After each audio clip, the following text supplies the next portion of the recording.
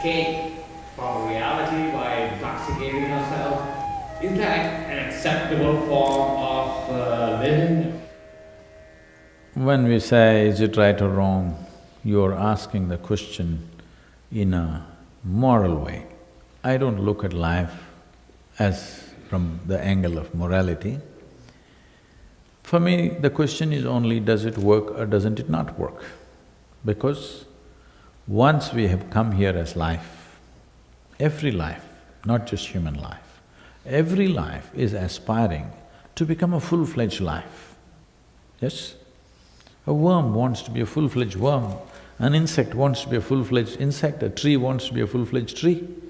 And of course, a human being is aspiring to be a full-fledged human being.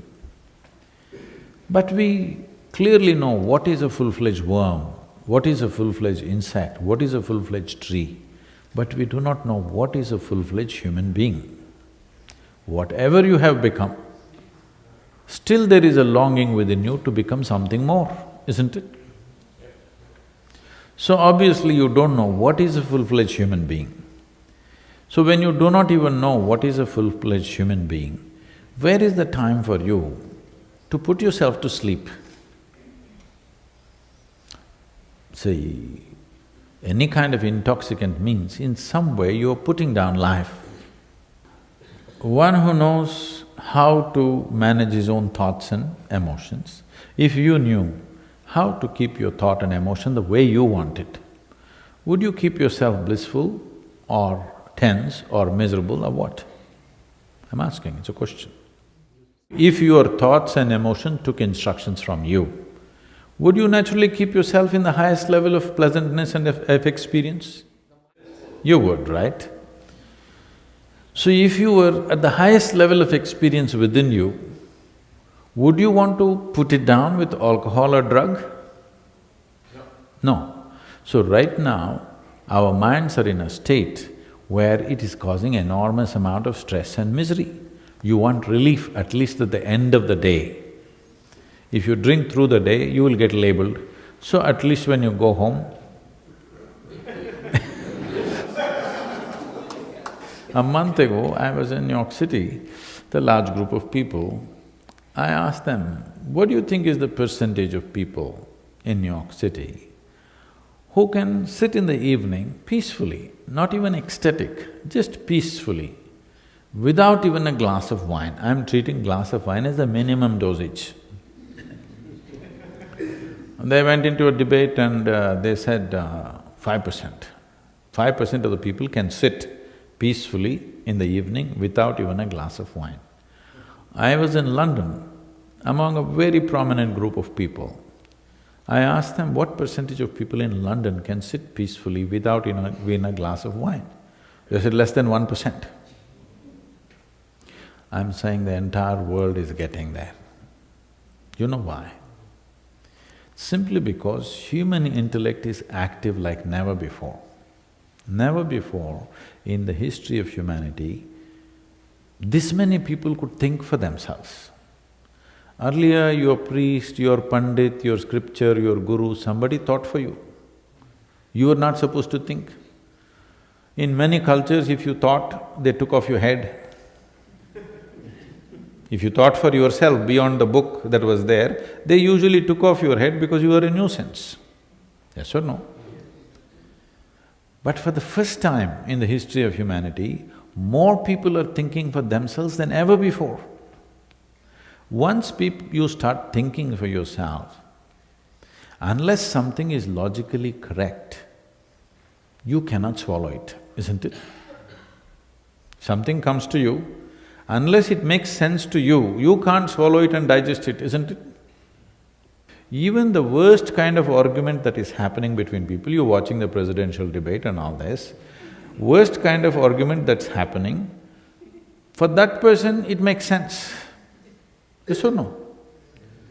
At home, husband and wife, there's an argument, both of them thinks the other is absurd, but within themselves it's making sense to them what they're talking, isn't it? So unless it's logically correct, you cannot swallow it.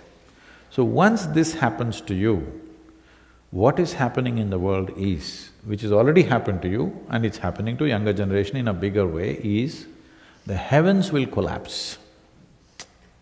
Not a small accident. Heavens are collapsing. This generation of people, though it is collapsed, they're somehow trying to keep it up. But I'm telling you, your children will pull down the heaven if it doesn't come down. Because it's like this, what is there in heaven? Let's look at this. See, in Hindu heaven, food is very good. There's also drink. So if you like food and drink, you must go to Hindu heaven. It's the best place to eat. Nala himself cooks for you. In another heaven, there are white-gowned ladies floating in the clouds. If you like that kind of ambience, you must go there. If you go to another heaven, you will encounter virgin problems. No drink though there.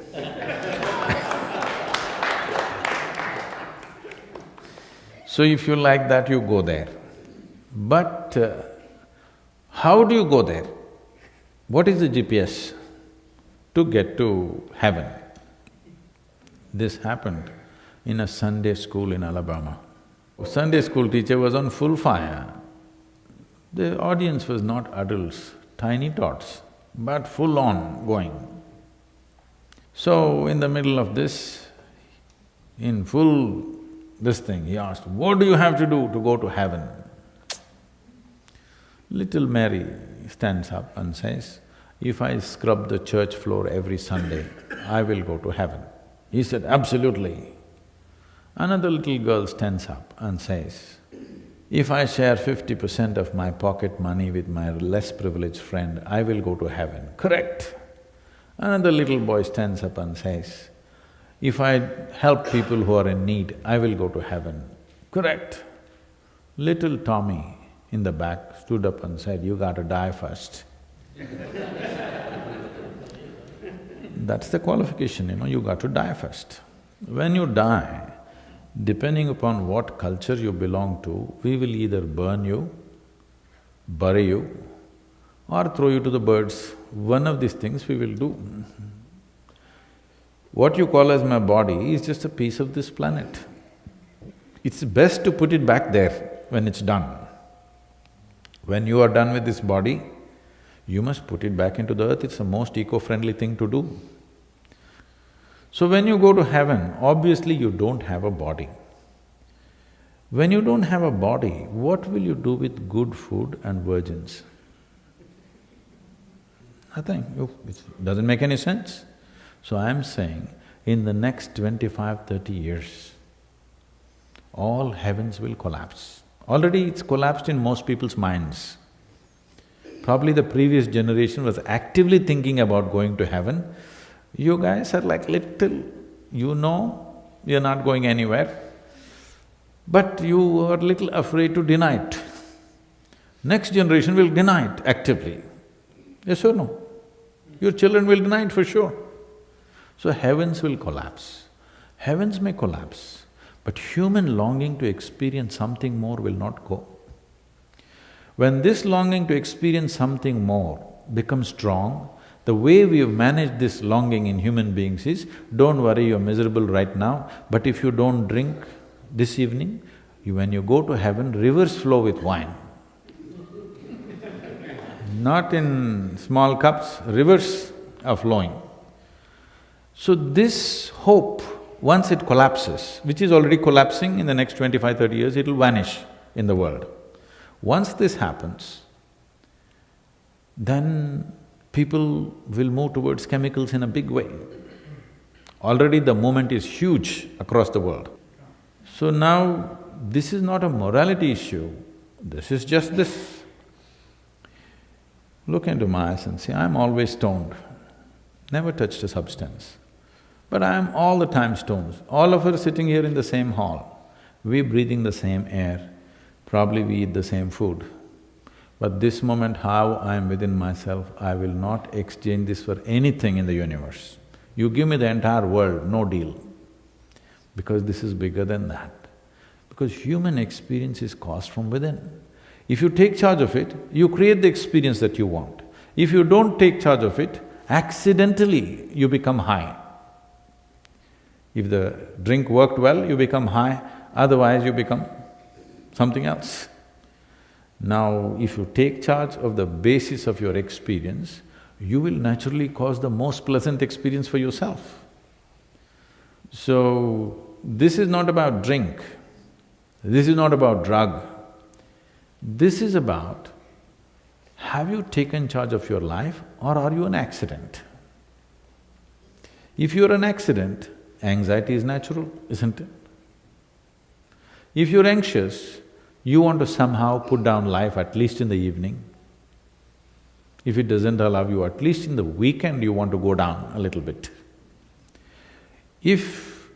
See, the greatest thing that you have in your life, we are supposed to be the peak of evolution on this planet, yes? Compared to any other creature, we are supposed to be the peak of evolution. In this peak of evolution, one thing that's happened to us is, see, physiologically, we are not as robust as other creatures. Yes? The greatest thing that's happened to us is our intelligence blossomed. If our intelligence has blossomed, truly blossomed, then we should at least know how to make this absolutely beautiful and pleasant, isn't it? If intelligence has blossomed, if you want to create the world that you want, is it not important at least you are capable of creating yourself the way you want? Even what you want doesn't happen within you, how will it happen in your life? It is not about… For most people, it is not about their life is not happening the way they want it. Even their mind is not happening the way they want, that's all their misery is. This happened. On a certain day, a lady went to sleep. A lady went to sleep. In her sleep, she had a dream. In her dream, she saw a hunk of a man standing there and staring at her. Then he started coming closer, closer, closer. He came so close she could even feel his breath. She trembled, not in fear. And then she asked, "What will you do to me?" The man said, "Well, lady, it's your dream."